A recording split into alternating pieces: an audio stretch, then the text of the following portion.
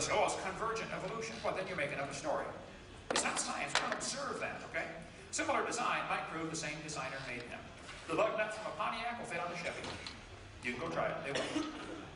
That proves they both evolved from a Honda 14 million years ago.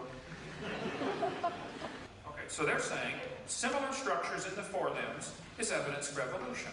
Okay, they're welcome to believe that. But similar structures in forelimbs might be evidence of a common designer. The Honda and the Toyota both have 4 wheels. That doesn't prove they came from a skateboard.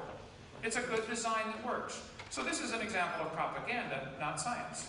This car analogy is another example of an embarrassing display of rhetoric from Kent Hovind.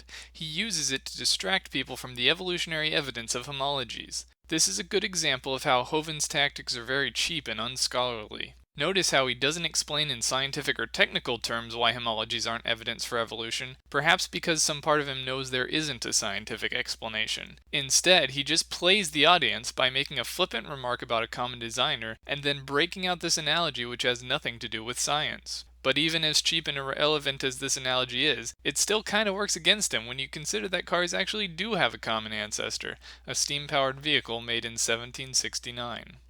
After all, it's not like Ford, Chevy, Honda, and the other car companies were just brought into existence fully formed all in the same day, like Hovind believes the animals were. Somebody made one automobile, and then other people came along and improved on the design, gradually over time. Note that just because intelligence was involved, that doesn't mean it supports creationism. There still wasn't a single intelligent designer overlooking the development of automobiles throughout history, or who brought them into existence all at once. So even though Hovind uses this as an attempt to make the evidence of homologies look silly, his analogy actually works against him if you just stop and think about it. That's something I believe Kent Hovind does not want you to do.